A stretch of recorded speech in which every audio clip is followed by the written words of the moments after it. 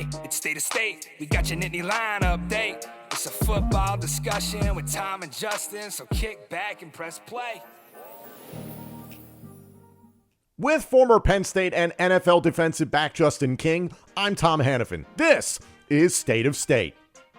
This podcast is presented by BetOnline. BetOnline continues to be your number one source for all your basketball wagering needs, including pro and college hoops throughout the year.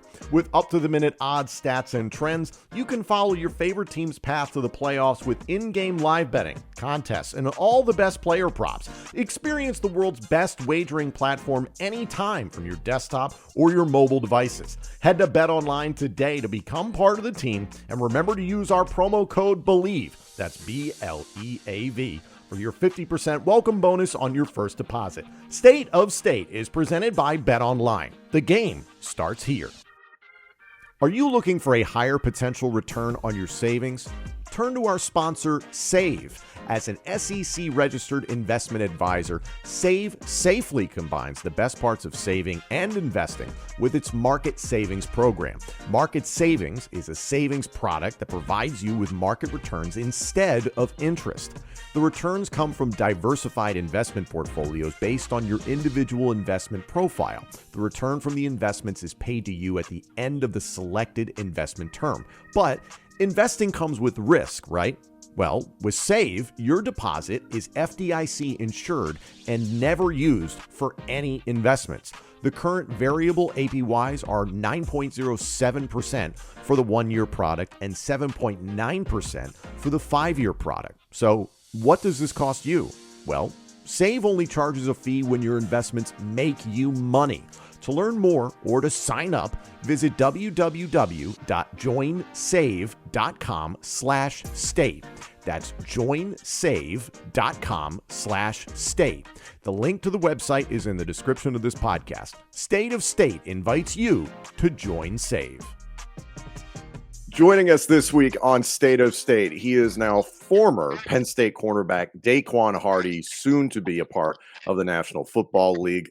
Daequan, we have been singing your praises on this platform for years now, and I have been dying to get the chance to talk to you. I know you and Justin have a great relationship, but first of all, how are things going right now? You just wrapped up the combine. Congratulations on running a 4.38 40. Looked like it was very successful. How are you feeling right now?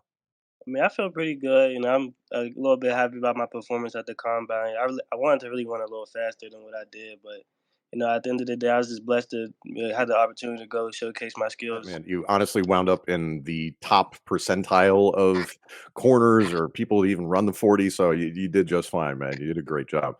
Now that you have your time at Penn State behind you and you're looking forward to the NFL, what emotions are you feeling right now? Because this got to be a really interesting stage in your life for you and your family. Yeah, definitely. I'm like in the middle of the unknown right now because I ain't really put too much pressure on myself and things like that. I feel like it's all gonna hit me once I actually hear my name called and get that call. It's been really wild for all of us as Penn State fans to watch your progression, Daequan, because so many fans get caught up in who's the number one corner, who's the number two corner. And the thing that Justin has helped illuminate on this show is just how valuable you have been for Penn State football as that slot corner, that nickel corner, but also being able to play all of those types of positions. Now that you're advancing to the National Football League, what have been the discussions amongst your camp in terms of hey, what's the best situation for you altogether? What position, or are you just prepared to do everything? Yeah, I'm pretty much prepared to do everything. When I talk to scouts and coaches and stuff, I tell them I feel like personally I could play anywhere in the back end, for as far as in the corner, safety, nickel, and I also tell them my value on special teams as well as a returner. Also the other positions like the gunner and they call it device when you run down on punt. So I tell them I could do it everything. You flashed on special teams this year. You certainly did everything. And you flashed on special teams for years now, but especially this past year, punt return game was outstanding. Can you explain to the lay fan the responsibilities of a nickel corner? Because I don't think the average fan really comprehends the complexities of the position. What's your checklist in your brain when you get out there for that position? It's definitely one of the most tougher positions on the defensive side. I say, when I go out there, you got to be alert for the running back, the run game, You're guarding probably one of the most shiftiest guys on their squad, so you got to be on your P's and Q's when it comes to the pass game. And you just got to be able to support your corners, the safeties. So it's definitely a lot in that position. Justin, as someone who's played the position both at Penn State and the National Football League, what's been your thought process on Daequan's performance? You and I have talked about it a lot on the show, but I know you're a big fan of what Daequan can do. Yeah, man, congratulations. A great career, obviously. Performance at the combine. But I just actually posted a story on my Instagram about Day-Day's recruiting process because like it goes back there and when you talk about like the development process where you get emotionally attached to guys and just see like the things that they go through, whether it's adversity, right? Because and then now, like, the recruiting process is very nuanced. Got NIL, it's tough. And when Day was coming out, he was an undersized defensive back. So like even with him molding into the return specialist, the nickel back, and all these different types of things. You saw traits of that when he was coming out of high school. Very dynamic, ran 4.4 coming as a junior. I mean, he's picking off everything, cribbing everything from a receiver standpoint. Just an extremely dynamic football player. But the one question mark was always his size. But like his football acumen, his speed, his explosiveness was always top tier. And then we just had like a football player. Like he wasn't just like a fast guy running around. He was a football player that made plays. So his recruiting process was really a true process to where he like got an offer. He went through the process. It was disappointing all the way to the end. He stayed in it. And then you see when he got to Penn State, earn a spot, even with like the depth that we have at Lockdown U, and make a name for not only himself, but like the position to where he's not there. It's a noticeable thing. And so to like bring himself up, seeing him from a high school recruit all the way to Penn State, his storied career, now going off to the NFL. I mean, I'm a fan. So much respect. I appreciate that. Daequan, what's the conversation been with yourself and Kalen King and Johnny Dixon all going into the NFL draft at the same time? I feel like the connection with us three is just so strong. You could add Joey in there as well. We always just push each other, just we want the best for each other. So, we always just tell each other the good, the bad, the indifferent. So we always on each other's back for sure. So like, Dave, now you're going through this second, essentially evaluation process, getting ready for the NFL. I know I was going through it from the standpoint from the recruiting process when I worked at Penn State. Are there any similarities to the evaluation processes, right? Because like in high school, you're kind of stressed out trying to get your foot in the door and onto a team, and now you're kind of going through the same evaluation process going to the NFL. Are there any similarities or differences?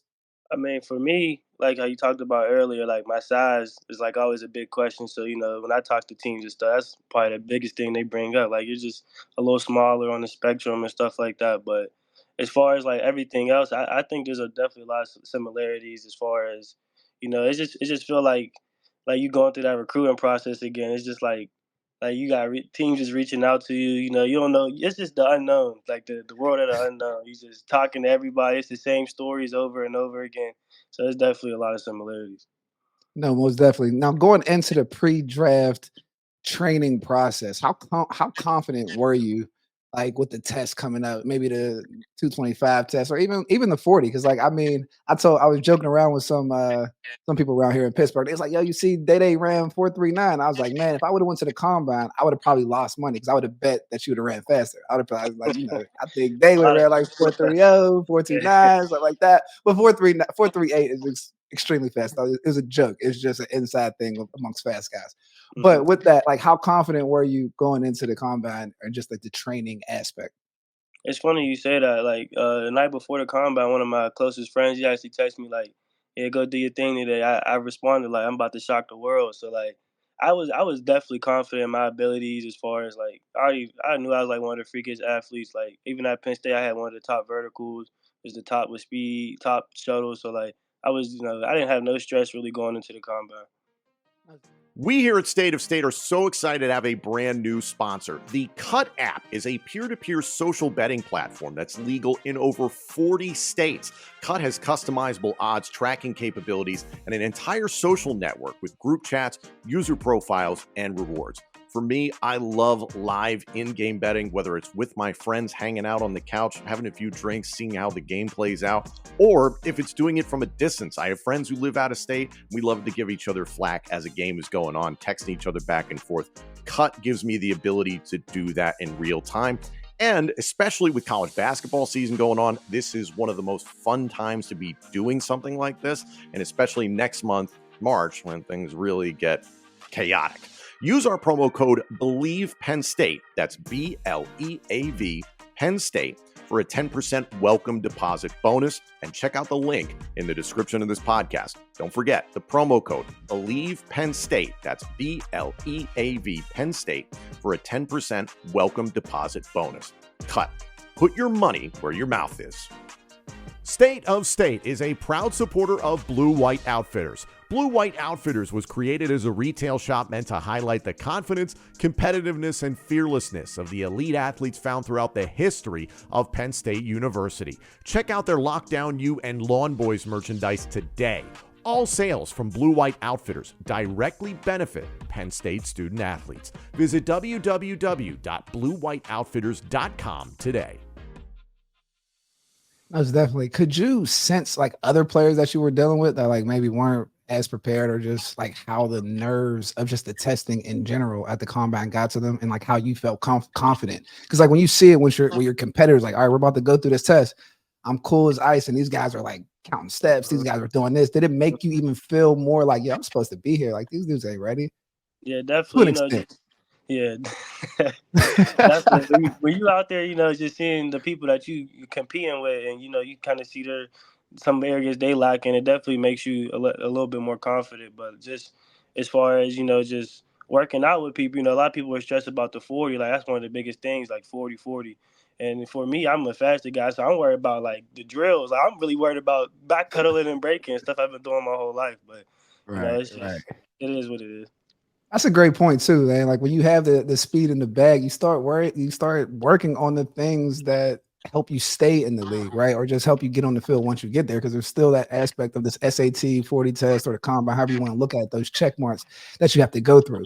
So like going into another piece, we talk about playing that nickel position, which I think is outside of middle linebacker or safety, man, you've got to be the smartest guy on the field. Like you said, you got to check for the running back. You got to check for formations across the field, not just one side as a corner, but you have to see what's going on all over. You have to tackle the big guys in the open field. Mm-hmm. How has playing nickel for a defensive coordinator like a Manny Diaz and a corners coach like my pops coach Terry Smith, how do you feel like that has helped you prepare for the NFL? Just to give another context to it, because like when I was leaving Penn State, we played a lot of single high, and I took like a crash course on football when I got to the NFL from like Steve Spagnuolo, the defensive coordinator for the Kansas City Chiefs, and like really like became like I felt like a master at football. But I felt like you got an inkling of that in college, and now you're going into that with your tool belt. How do you feel like prepared was? Like as far as like everything, I feel like Penn State is like one of the top programs when it comes to getting guys NFL ready. Like I went to the East-West game. We got a little new playbook and stuff, like couple plays, but I picked it up really easy. Like some of the stuff transferred over from Penn State. As far as Coach T, he's one of the best coaches in the game. That's my guy. I love him. He's a great coach. He definitely is hard on his guys, but he definitely gets us ready. And as far as like coming into college, we had Brent Pye first, so like he had a different type of defensive system than Coach Manny, which also helped me because like Coach Pye was more so conservative, a lot of drops in coverage and stuff, where Coach Manny was more so attack, a lot of blitzes, a lot of man. So just all those things just kind of helped me just prepare for the NFL. No, that's a great point, man. Because like I mean, you play that nickel position. You play it in just a very natural way as a college defensive back, right? Because like to be like a dynamic nickel and returning punts, which I'm happy that we finally seen, because like I talk about his recruiting process. The thing about that was like, yeah, he was getting the pill and he was going to the crib, whether it was a punt return, interception, receiving. So always was a fan of him having the ball in his hands. What was that move to finally getting the nod to be like, all right, Dave, we need you back on punt return? It was just 1 week going before the Ohio State game. Coach Franklin just wanted more explosiveness on the special team side of the ball. So, I was always the backup going into the season. But, like, we had, like, a little competition in the offseason with me and Kanan Saunders. We had, like, similar catch percentages and stuff. But I was probably, like, 1 or 2% off. So he went with the guy who was more, like, consistent catching the ball. And also, he's an offensive guy, and those guys work on ball security a lot more than us defensive guys, which is like a big thing on his philosophy and returner. So just going to that week, he just he told me I was going to get a couple returns just to see if I had some. I caught the first one, went to the house. So. That's how you make your opportunity count. Oh, Definitely. that's great. I was definitely in his ear from freshman year up till then trying to get back there. But we had some guys back there like KJ and Han, so I couldn't be too mad. That's true. That's true. I love to see him make that nod because I've been there. I know his philosophy with DBs returning punts. So when I saw him push you back, I was like, either he's doing something in practice or James is desperate because he don't like them DBs back there. Definitely don't. Looking at the present Penn State football team, projecting ahead into what they have ahead of them in 2024, a lot of changes, 3 different coordinators, obviously, but the remainder of Lockdown U that's going to move forward. Is there anybody in particular that you think Penn State fans should be keeping an eye out for? There's a lot of competition. Yeah, definitely a lot of competition. As far as the whole back end, we got guys like KJ Winston, we got Jay Reed, we got Zakee Wheatley. A big guy I'm big on right now at the corner position is Zion Tracy. I feel like he got a lot of traits, almost like Joey Porty's a little smaller though, but he got some longer arms. So that's one guy to watch out. Cam Miller, he's an extreme hard worker. He's a great footwork. So we got some competition in the room. We also got 2 transfers. I didn't really get to see too much on them, but some good competition for sure. Yeah, I was curious about that. AJ Harris from Georgia, Jalen Kimber from Florida, but we'll see how they filter in. Spring ball just started this week, so are you relieved to not be doing anything for spring ball, or do you kind of miss it? I'm definitely gonna miss it since I'm around here, so I'm probably going get to a couple practices and stuff just to see what guys got going on. I'm a football guy, so I just love to be around it. So I get it. In regard to the program as a whole, one of the biggest stories this week was some moves in NFL free agency for Penn State players. Mike Gesicki, tight end, winds up with the Bengals. Yetur Gross-Matos, defensive end, winds up with the 49ers. And Penn State legend Saquon Barkley is a Philadelphia Eagle. And it was particularly important to Penn State fans to see a guy who's a Penn State guy, a Pennsylvania guy, now playing for a Pennsylvania team. You're a Pittsburgh guy, a Pennsylvania guy. Seeing those moves for former Penn Staters, Saquon specifically as a Pennsylvania guy, what did that mean to you, seeing those guys have success like that, get the contracts they had, get the opportunities that they've had? Yeah, definitely. I'm really happy for those guys, especially the guys I play with like Yetur. I know his story. I know it means a lot to him to see how far he's came. So I'm definitely happy for all those guys. In terms of your preparation now for the NFL draft, I imagine you'd be happy with any team that drafts you at this point in time. Right. How are you keeping your head on straight, so to speak? What's your support system like? One of my biggest supporters is my mom. Like, she's my rock and she's my everything. We've been through thick and thin together. So like, she barely knows football for us. I just call her. I just be Really? talking to her. Yeah, she's not a real big football mom. So she's just there. She watched the game, but she don't really know what's going on. She just be there. So I just I fill her in on the stuff. She be asking a lot of questions, and I just talk to her almost about anything when it comes to this process. Well, the draft's in April. Mother's Day is right after that in May, so you can take care of mom. I'll give her a real nice gift. So it's something we were talking about, just kind of in jest coming on here, Daequan. But you shaved the dreads. Now, I thought as a layperson, I'm like, oh, maybe he did it ahead of the combine so he could run a 4.38. That would make some sense. But you were saying that there was a personal meaning to you to do it. Yeah. So what was your thought process? Yeah, just coming into college, I started my dread journey. I just told myself, like, when I get done with college, because I had, like, the sides faded, and I wanted a full head. So I told myself, like, once college is over, once it's time to transition out to the NFL or, to real life, I was just going to, start it over. So, I started over process. Very cool. Meanwhile, Justin, the second you got out of Penn State, you were like, I can grow my hair out. This is great. Hey, it's funny. It was exactly like that because I tried to grow it while I was at Penn State. Joe required the buzz cut, right? Yeah, he did require it, but like if you know the history, me and Derek kind of bend the rules a little bit. But like with that, like I let my hair, you know what I'm saying? Like I let my hair grow out, but it was like a compromise. Like I got fine hair or whatever, so I couldn't wear anything underneath my helmet day. So he's like, yeah, you can wear it out, but you can't wear like a do-rag or any type of stocking cap. So you figure get your hair twisted on a Sunday, it's out Monday after practice. It's like, I can't do this. So you end up cutting it. But that's why you see a lot of players, they do end up growing it out after they leave. It's like, hey, let's get some love. But what is the combine like? Because it seems like there's a lot of odd questions that are asked by the media, and there's all the physical, it's like they're measuring your wingspan, they're checking your weight, they're asking all these history questions and stuff like that. It seems like a lot. Yeah, definitely. It's a mental battle though. Being there for 5 days. First day I got there around like I want to say like 12 p.m., 12 in the afternoon, and I didn't go to sleep till 1:30, and I had to get up at 6:30, 7 o'clock next day, because you got all those meetings, you got medical, you got the interviews with the coaches, and then you got to still get your training in to prepare for your run and workout on Friday. So it was definitely a lot mentally, but I'm happy it's over, honestly. what time did you end up running your 40? I want to say 3 o'clock, and that day I was up at like 7 in the morning. We got to the field like 1 o'clock, so we was like down there for 2 hours and stuff. Then we finally got to the 40 event, and then I want to say we was on the field for another good 3 to 4 hours. That's the one thing that people don't realize about the combine is like from the team's perspective, they're literally trying to take any predictability out of your routine to see how you perform. Like tired, uncomfortable. I ran my 40, like I ran 4:31. It was like 7:40 in the morning. Like I remember, God, yeah. So I was like that first group, and they used to do it a little different. But man, we was on the field. I'm like warming up. I'm like, yo, it's 7:15. Like, hold up. And like people don't know it because they record it and then they show it a little bit later, depending on the group that you're in.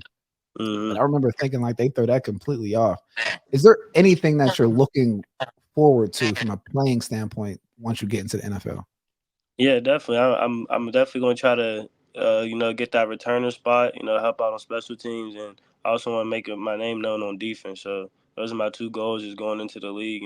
I know I'm probably going to have to be not a higher guy in the draft process. I know I'm probably got to make a name on special teams, but ultimately I'm going to try to earn a spot on defense. No, that's a great piece. When it comes to playing nickel in the league, I mean, obviously you have to cover, like you said, the shiftiest guys on offense. They got two-way goes all over the field. They can run, motion, all that good stuff. But one thing that's never really talked about is the blitzing ability.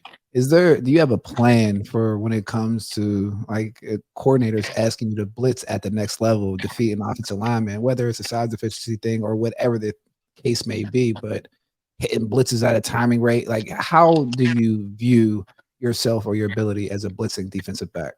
No, I feel like, I could blitz very well. As far as like, just my overall process, I try to like almost treat it like basketball, like almost like hit a lineman with a crossover or like, quick little blow pass.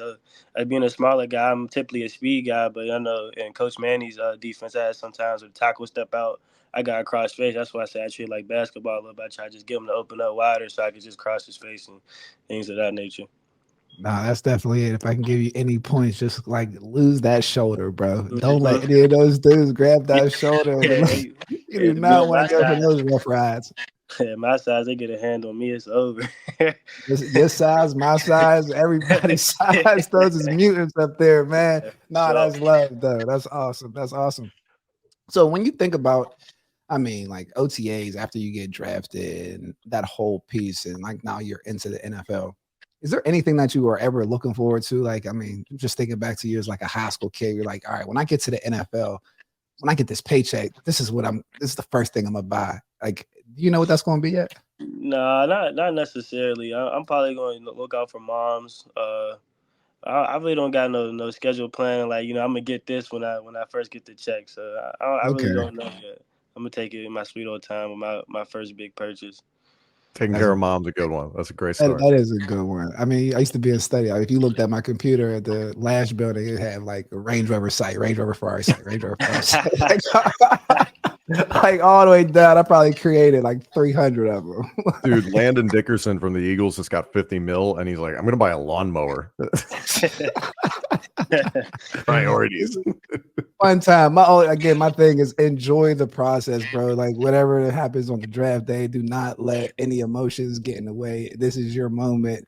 fully take advantage of it. That's the one regret I have in my career is like being upset that I slid in the draft, right? You're supposed to go for a second round, slid out to the fourth. And in that time, you kind of lose track of what you're actually up against. And then like that moment comes and goes, right? Like I don't really have too many pictures from my draft day. Like I was like, I had a chip on my shoulder. I was angry. And like I look back and once I worked in the business, I understand the magnitude of the draft. It's like I didn't even understand the magnitude of it until later, right? When I start working in the business, understanding how many players don't get in the door, and it's like 1,000 get in, but only 200 get drafted. It's like, oh man, that's a huge blessing. So whatever happens moving forward, enjoy the moment. You earned it. You know, have fun with it. For sure. What are you going to miss the most about State College? You're still living in State College right now.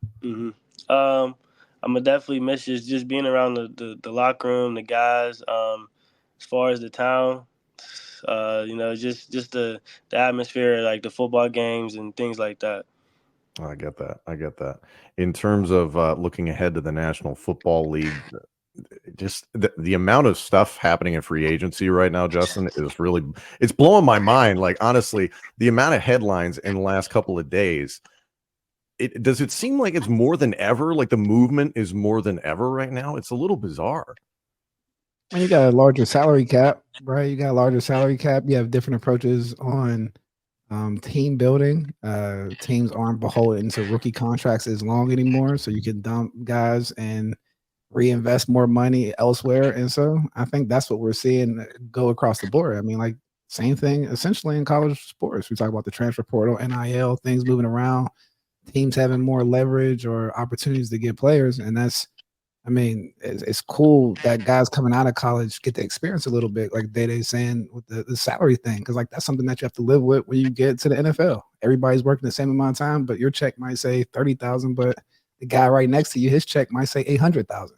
You're working the same amount of hours. You have to live and deal with it. So it's like bringing reality in the business to the athletes and to the talent much earlier, to the point where I'm dealing with high school kids that are signing card deals, right? Like a Pete Gonzalez going to Penn State, like, and it's actually happening in high school. So like the introduction to the business, I think, is a positive. It just has to be managed the right way. So when these guys get to the NFL, like a Day, he's fully ready to hit the ground running, and not having to go through any of the developmental curves or growth curves that we all do. I mean, there's one that's just there as being in the NFL is like living in a different universe, but you'll learn those as it comes along. Daequan, for you, following along with all the free agency stuff, like for me, every time I open up like X, I'm just like, oh, this guy's there now. It's crazy. Yeah, definitely. It's kind of hard for me because like I'm going through this process and stuff. Hopefully, I get picked by a team when the time comes. But I'm still trying to be a Steelers fan.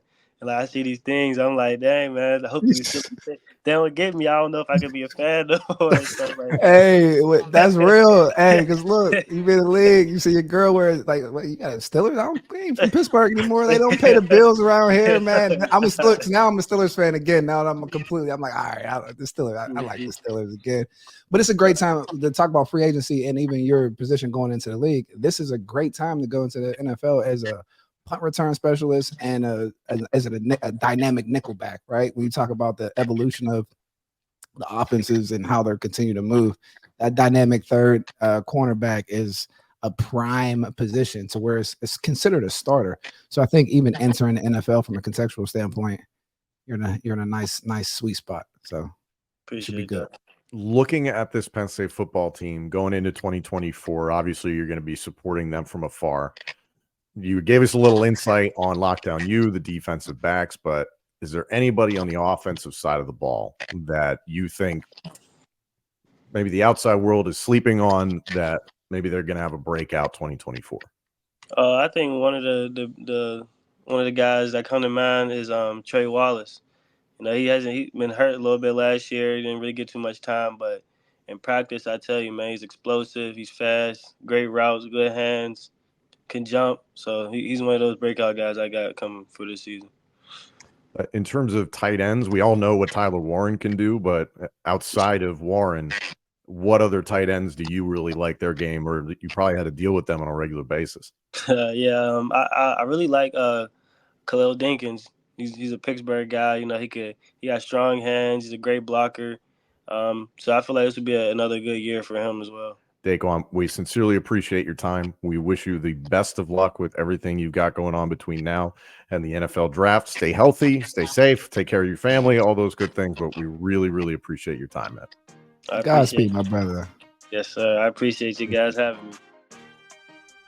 Thank you all so much for joining us. This episode and our entire library of shows is available now on YouTube, Apple Podcasts, Spotify, Google Podcasts, and wherever else you get your podcasts. Also, let us know what you think of the show on social media and check out all of our content on X, Instagram, and TikTok. Search for the handle @StateOfStatePod. State of State is presented by Bet Online and by Blue White Outfitters.